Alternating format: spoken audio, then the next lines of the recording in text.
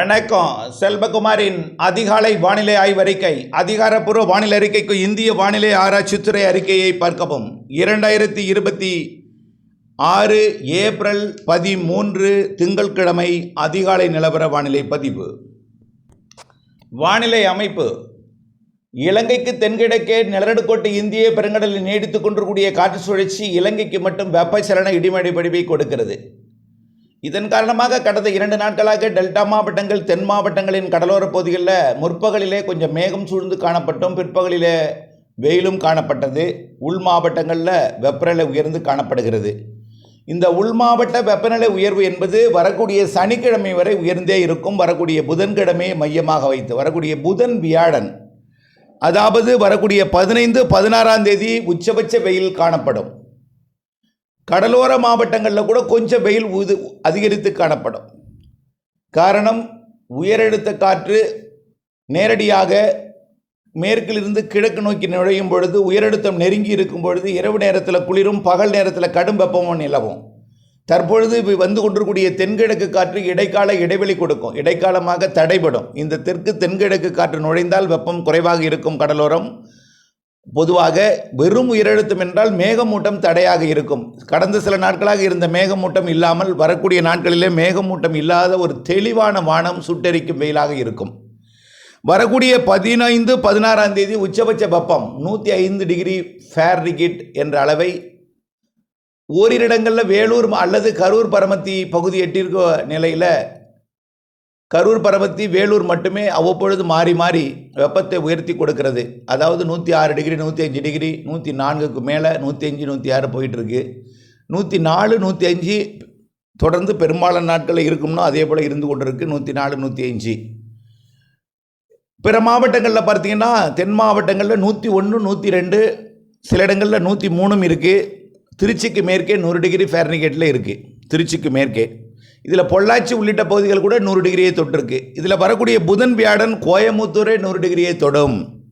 பொதுவாக கோயமுத்தூர் மற்றும் மேற்கு தொடர்ச்சி மலை மாவட்டங்கள் வெப்பம் குறைவாக இருக்கும். ஆனால் இப்பொழுதைக்கு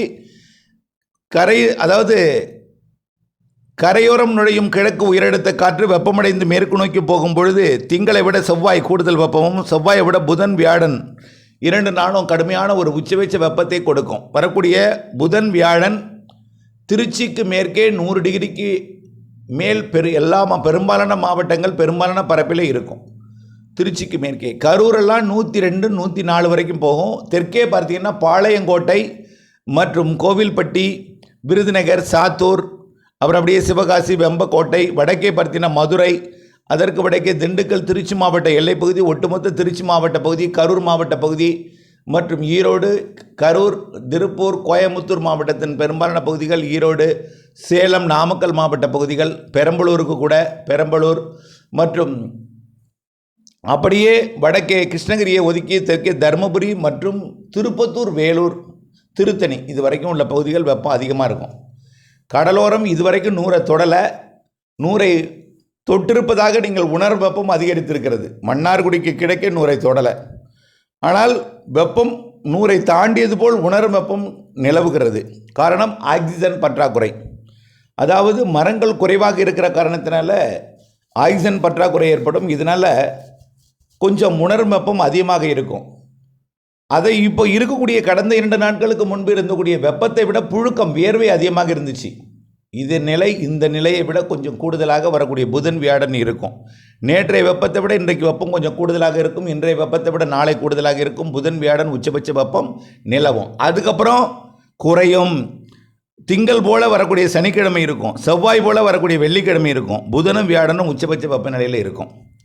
அதுக்கப்புறம் 19ஆம் தேதியிலிருந்து வெப்பம் குறைய இருக்கிறது. காரணம், புதிய காற்று சுழற்சி தென்கிழக்கு கிழக்கு காற்றை தமிழ்நாட்டில், அதாவது இலங்கை மற்றும் தென் தமிழ்நாடு மற்றும் டெல்டா மாவட்டங்கள் வழியாக கர்நாடகா, ஆந்திர பகுதியை நோக்கி அனுப்ப இருக்கிறது. இதன் காரணமாக வெப்பம் குறைய இருக்கிறது. தென் மாவட்டங்கள், டெல்டா மாவட்டங்கள், தென் உள்பகுதி, மத்திய உள்பகுதி, மேற்கு தொடர்ச்சி மலையோட தென் மாவட்ட பகுதிக்கெல்லாம் வரக்கூடிய 19, 20, 21 வெப்பம் குறையும். 22, 23 ஏப்ரல் 22, 23, 24, 25, 26 தேதிகளில் ஆங்காங்கே மழை வாய்ப்பையும் கொடுக்க போகிறது. தேர்தலை ஒட்டிய நாள், தேர்தலுக்கு முன் சில நாட்கள் வெப்பம் குறைந்திருக்கும். தேர்தலுக்கு முதல் நாள் தூறல் சாரல் வாய்ப்பு இருக்கிறது.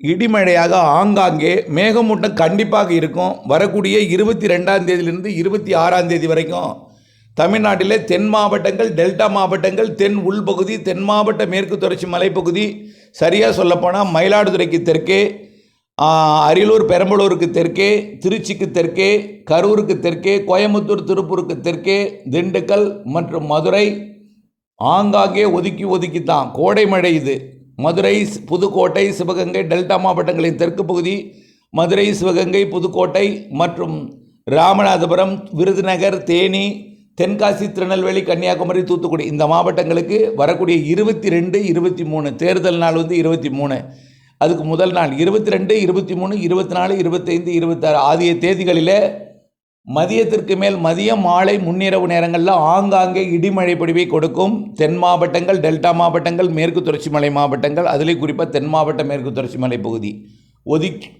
ஒதுக்கி ஆங்காங்கே. ஆக வரக்கூடிய சனிக்கிழமை வரை வெப்பம் உயர்ந்து மீண்டும் தனியே இருக்கிறது. அடுத்த வரக்கூடிய ஞாயிற்றுக்கிழமையிலிருந்து தேர்தல் நாளில் வெப்பம் குறைந்து மாலை இரவு இடிமழை பொழிவிற்கு முன்பு புழுக்கம் இருக்கும், வியர்வை இருக்கும். மழை வருவதற்கு முன்பு வியர்வை, புழுக்கம் இருக்கும். தென் கிழக்கு திசை, தெற்கு திசையிலிருந்து காற்று உள்ளே வந்து வளிமண்டல சுழற்சி காரணமாக மழை பொழிவை இந்த மாதம் கொடுக்க போகுது. அதனால் இதிலிருந்து இயல்பு வாழ்க்கையை பாதிக்கும் மழை அல்ல. அவ்வப்பொழுது மாலை நேரத்தில், இரவு நேரத்தில் ஆங்காங்கே கொடுக்கக்கூடிய வெப்பத்தை தணிக்கும் மழை என்று சொல்லலாம். 22லிருந்து 26 வரை. அதுக்கு அடுத்தபடி இந்த மாத இறுதி நாட்களில் சுமத்ரா மற்றும் அந்தமான் தெற்கு பகுதியில் காற்றழுத்த தாழ்வு நிலை அல்லது பகுதி மண்டலம் உருவாக வாய்ப்பு இருக்குது. அது தமிழ்நாட்டை நெருங்கி விலகுமா, அல்லது சற்று அப்பால் போகுமா, அல்லது மிகுந்த அப்பாலே போகுமா, இவையெல்லாம் ஆய்வில் இருக்குது. அதாவது ரொம்ப தொலைவில் போனால் மேற்கு காற்றை ஈர்த்தால் வெப்பம் கடலோரம் அதிகரிக்கும். நெருங்கி வந்து மேகமூட்டத்தை கொடுக்கலாம், அல்லது நெருங்கி வந்து மழையையும் கொடுக்கலாம். இது ஆய்வில் இருக்குது. இந்த மாத இறுதி நாள் நிகழ்வு மே மாதம் முதல் வார நிகழ்வு அரபிக்கடல் நிகழ்வு. 10ஆம் தேதிக்குள், மே 1லிருந்து 10ஆம் தேதிக்குள் அரபிக்கடலில் நிகழ்வு உருவாகி அது கேரள கடலோரத்தை நெருக்கமாக வந்து லட்சத்தீவு, கேரள கடலோரம் மற்றும் கர்நாடக கடலோரத்திற்கு நெருக்கமாக வந்து மழைப்பொழிவை கொடுப்பதற்கு சாதகம் இருக்குது. இதுவும் உறுதிப்படுத்துவதற்கு தொடர்ந்து அப்டேட்ஸோடு இணைந்திருக்கணும்.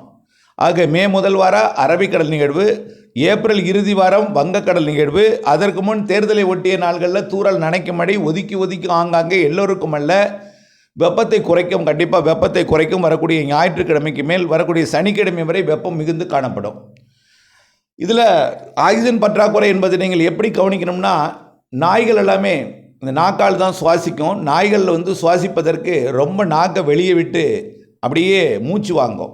அப்போ அதை பார்க்கும்போதே தெரியும் ஆக்சிஜன் பற்றாக்குறை என்பது. வரக்கூடிய புதனும் வியாழனும் நாய்கள் எல்லாமே என்ன செய்யணும்னா, நாக்கை ரொம்ப வெளியே தொங்க போட்டு 7 மணி வரைக்கும் கூட, 6-7 மணி வரைக்கும் கூட அதற்கு அந்த மூச்சு வாங்கிக்கிட்டு இருக்கும். ஆகவே நாம் விலங்குகளுக்கும் நாம் கொஞ்சம் உதவி செய்வோம். ஆனால் அச்சப்பட தேவையில்லை. அதாவது இந்த லானினா, எல்னினோ இந்த மாதிரியான நினைத்து கொண்டு பல்வேறு தகவல்கள் பெரிய அளவிலே பேசுபொருளாகி, பெரிய அளவிலே வானிலையாளர்கள் கூறுவதை விட கூடுதல் தகவலை எல்லாம் அதில் டைப் செய்து பரவி கொண்டிருக்கிறது அச்சுறுத்தும் வகையில். குறிப்பாக வரக்கூடிய நாட்களிலே ஆங்காங்கே 105, 106 என்று பதிவாக ஓரிரு இடங்களில், அதாவது உச்சபட்ச வெயில் ஓரிரு இடத்துல 105 பதிவாகிட்டு இருக்கு. 104 ஆங்காங்கே பதிவாகும். 105ம் ஒரு 2-3 இடத்துல பதிவாகும். தென் மாவட்டங்கள் மற்றும் மேற்கு மாவட்டங்கள், மத்திய உள் மாவட்டங்களில் 100 டிகிரிக்கு மேலே இருக்கும். வரக்கூடிய புதன் வியாழன் கண்டிப்பாக கடலோரம் 100 டிகிரியை தொடுவதற்கான அதாவது தஞ்சாவூருக்கு மேற்கே 100 டிகிரிக்கு வாய்ப்பு இருக்குது. தஞ்சாவூருக்கு கிடைக்க 98 டிகிரி ஃபாரன்ஹீட்டுக்கும், நாகப்பட்டினத்துக்கு 96 டிகிரி ஃபாரன்ஹீட் வெப்பமும் நிலவ வாய்ப்பு இருக்குது. புரியுதுங்களா? கொஞ்சம் இருக்கும். இப்போ இருக்க வெப்பத்தை விட வரக்கூடிய புதன் வியாழன் அதிக வெப்பம் இருக்குங்கிறதான் எச்சரிக்கை. வேறு எதுவும் இல்லை. குறிப்பாக வெப்பம் எப்போ அதிகமாக இருக்குன்னு பார்த்தீங்கன்னா, இந்த மதியம் 2 மணிலேருந்து 4 மணிக்கு வரைக்கும் தான் அதிகமாக இருக்கும். 12 மணி உச்சி வெயில் அப்போ இருக்காது. இப்போ உச்சி நேரம் என்பது 12-18, நண்பகல் நேரம் 12 மணி 18 நிமிடம். அந்த நேரத்தில் வெயில் பெருசாக இருக்காது. அதை விட கூடுதல் வெப்பம் மதியம் 2 மணிலிருந்து 4 மணி வரை உயர்ந்த வெப்பமாக இருக்கும். 2:30-3 மணிக்கு தான் உச்சபட்ச வெப்பம் பதிவாகும் என்பதை நான் தெரியப்படுத்த விரும்புகிறேன். ஆகவே நாம் அச்சமோ பீதியோ கொள்ளாமல் வரக்கூடிய புதன் வியாழன் மட்டும் கொஞ்சம் கூடுதல் வெப்பம் இருக்கும். அதுவரை கொஞ்சம் கொஞ்சமாக ஏறி புதன் வியாழன் ரொம்ப அதிகமாகி கொஞ்சம் அடுத்தது சனிக்கிழமை வரை இறங்கும். அதுக்கப்புறம் நன்றாகவே இறங்கும். அப்போ எல்லாம் சூரியன் குத்துக்கதிர் தமிழ்நாட்டில் விடக்கூடிய நாள் தான். ஏப்ரல் 27ஆம் தேதி தான் தமிழ்நாட்டை விட்டு ஆந்திர பிரதேசத்துக்கு போகும். இன்றைக்கு சூரியன் குத்துக்கதிர் தூத்துக்குடி திருநெல்வேலி மாவட்டத்தில், தூத்துக்குடி தலைநகர், திருநெல்வேலி தலைநகர், மனோன்மணியம் சுந்தரனார் பல்கலைக்கழகம், அப்படியே பொன்முடி கேரளாவோட பொன்முடி, அப்படியே பார்த்தீங்கன்னா திருவனந்தபுரத்துக்கு வடக்கிற்குரிய ஆலப்புழா கோட்டயம் அந்த பகுதி வழியாக அந்த சூரியன் குத்துக்கதிர் என்று பயணிக்க இருக்கிறது. நண்பகல் 12:18 நிமிடத்திற்கு, நண்பகல் 12:18க்கு தூத்துக்குடியில் நிழலில்லாத நேரமாகவும், திருநெல்வேலியில் 12:19க்கு நிழலில்லாத நேரமாகவும், அப்படியே பார்த்தீங்கன்னா பொன்முடி கேரளாக்குள்ளே இருக்கக்கூடிய பொன்முடியில் 12:20 நிமிடத்திற்கு நிழலில்லாத நேரமாகவும் இருக்கும். நிழல் அப்படியே அதோட பாதத்தில் விழுந்துடும். வடக்கு பக்கமோ தெற்கு பக்கமோ கிழக்கு பக்கமோ மேற்கு பக்கமோ எந்த இடத்திலும் விடாமல் இருக்கும். அதுவரை மேற்கு பக்கம் விழுந்துகிட்டே இருக்கும், தன் பாதத்திற்கு வந்துடும். இதெல்லாம் நம்ம ஏற்கனவே பல ஆய்வு அறிக்கையில் நம்ம சொல்லியிருக்கிறோம். இன்றைய அறிக்கை இப்படி இருக்கும். ஆக வரக்கூடிய நாட்களில் படிப்படியாக சூரியனின் குத்துக்கதிர் டெல்டா மாவட்டங்கள், மத்திய மாவட்டங்கள், பிறகு வடகடலோர மாவட்டங்கள், வட உள் மாவட்டங்கள் என்று பயணித்து டெல்டாவில் 17, 18 தேதிகள்லையும், வடகடலோரத்துக்கு 27ஆம் தேதி 25, 24, 25லையும், சென்னைக்கெல்லாம் 24, 25லையும், 26 திருவள்ளூரும், 27 ஆந்திர பிரதேசத்துக்கும் பயணிக்கும். அதுவரை சூரியன் குத்துக்கதிர் விடுற காலத்தினால அதிகரிக்கும் வெப்பம் மீண்டும் வரக்கூடிய 20ஆம் தேதியிலிருந்து குறைய இருக்கிறது என்பதையும் தெரியப்படுத்த விரும்புகிறேன். சூரியன் குத்துக்கதிர் விழுந்தால் மட்டும் வெப்பம் உயரும் என்று சொல்ல முடியாது. கிழக்கு காற்று, தென்கிழக்கு காற்று நுழைந்தால், குளிர்ச்சியான மேகமூட்டங்கள் உருவாக சாதகம் இருந்தால் வெப்பம் குறைவாக காணப்படும். இருந்தாலும் சூரியன் குத்துக்கதிர் விழக்கூடிய நாட்களிலே வரக்கூடிய 20ஆம் தேதிக்கு மேல் வெப்பம் குறைய இருக்கிறது. வெப்பத்துக்கு பிறகு மாலை இரவு இடிமழை பிடிவு, அதாவது மேகமூட்டத்திற்கு பிறகு மாலை இரவு இடிமழை பிடிவு புழுக்கத்திற்கு பிறகு கொடுக்க இருக்கிறது. தேர்தலுக்கு முந்தைய நாள், தேர்தல் நாள், அதுக்கு நாள் பெரிய மழை, பாதிக்கும் மழை அல்ல, வெப்பத்தை தணிக்கும், குளிர்ச்சி கொடுக்கக்கூடிய மழை ஆங்காங்கே ஒதுக்கி என்பதையும் தெரியப்படுத்த விரும்புகிறேன். மாத இறுதி நிகழ்வும் மே மாத நிகழ்வும் அறிவித்திருக்கிறேன். இணைந்தே இருங்கள் அப்டேட்ஸுடன். நன்றி.